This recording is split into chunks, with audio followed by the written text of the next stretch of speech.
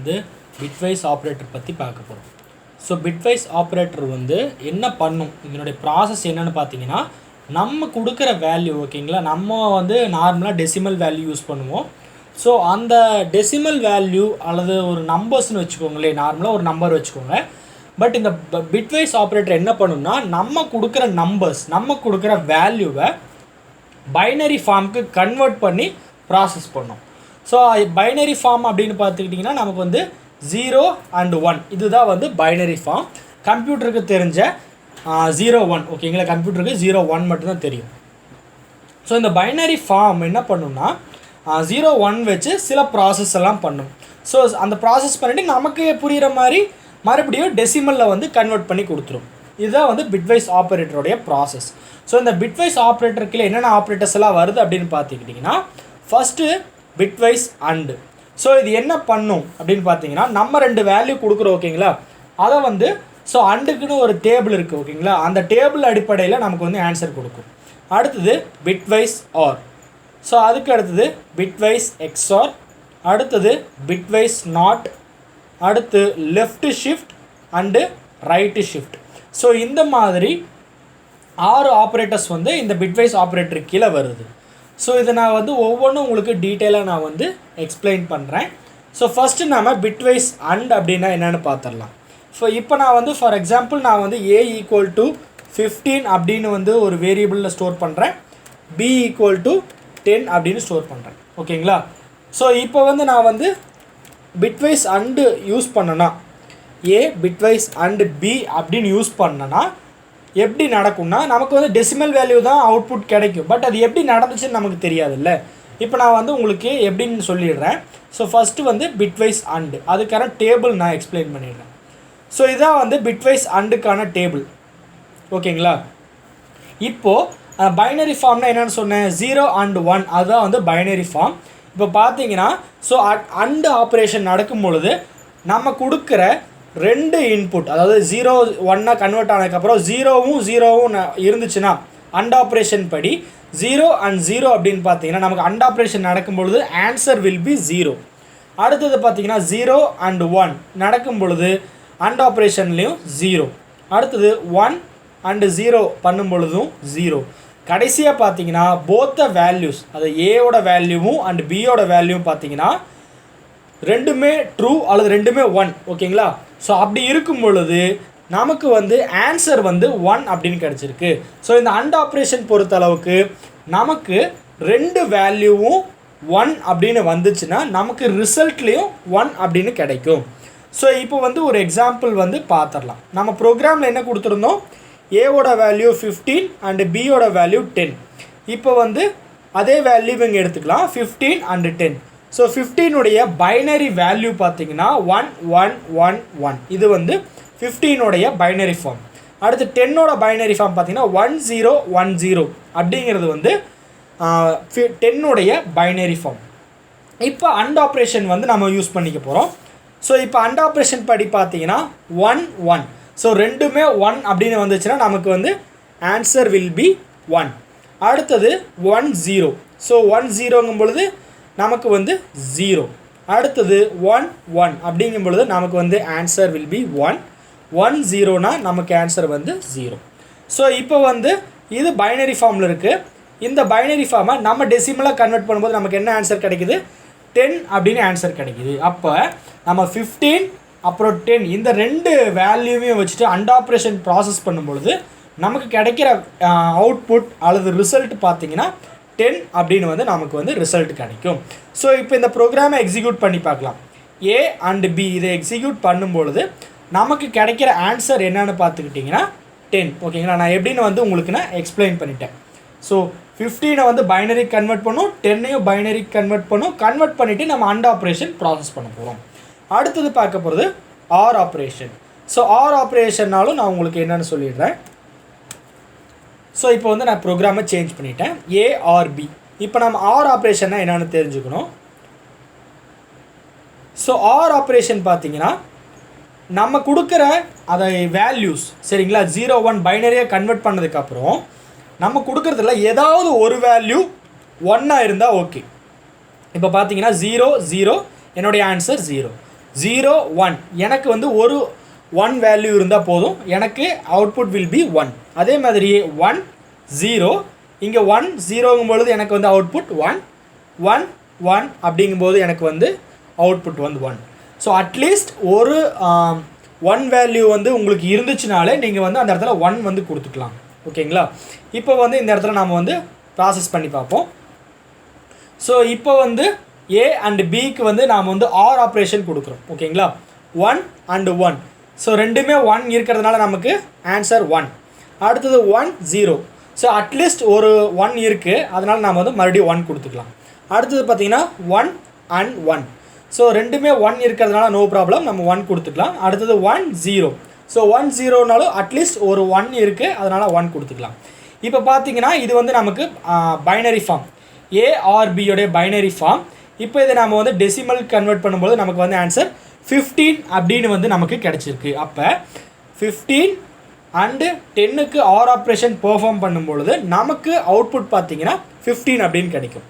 சரி, இந்த ப்ரோக்ராமை ரன் பண்ணி பார்க்கலாம். ஏயோட வேல்யூ 15, பியோட value 10.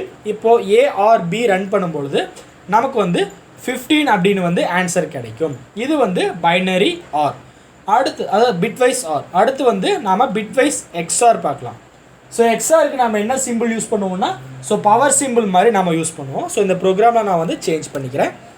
So power simple.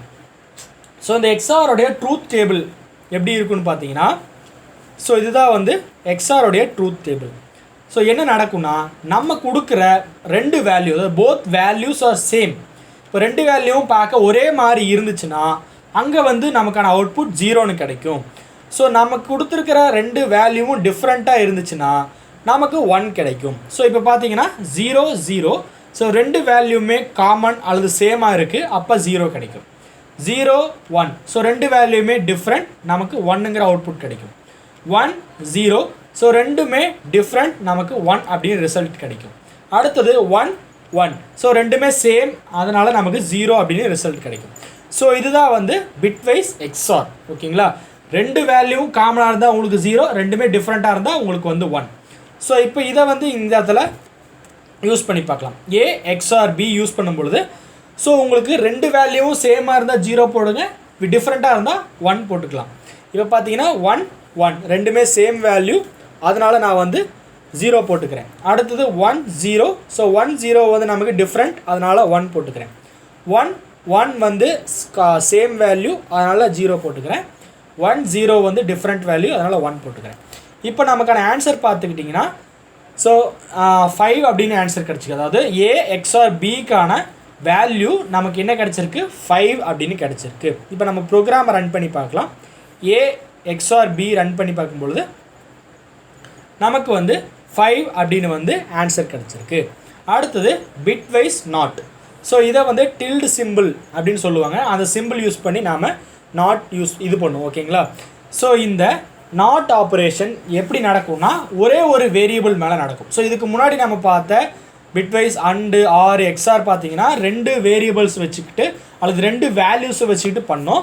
But இதுக்கப்புறம் பார்க்க போகிற பிட்வைஸ் நாட் வந்து நமக்கு ஒரே ஒரு வேல்யூ அல்லது ஒரே ஒரு வேரியபிள் இருந்தால் போதும். அதனால் நான் வந்து என்ன பண்ணிக்கிறேன், பிங்கிற வேரியபிளை டெலீட் பண்ணிட்டேன். இப்போ நான் ஏ அப்படிங்கிற ஒரே ஒரு வேரியபிளை யூஸ் பண்ணிக்க போகிறேன்.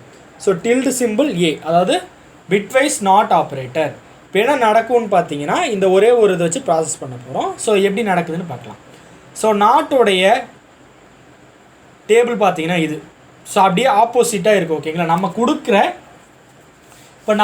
கொடுக்குற வேல்யூ இப்போ 0வாக இருந்தால் அதுக்கு ஆப்போசிட் 1 கிடைக்கும், 1ஆக இருந்தால் அதுக்கு ஆப்போசிட் 0 அப்படின்னு நம்ம கொடுக்கறத பொறுத்து அது வந்து அப்படியே ஆப்போசிட்டாக நடக்கும்.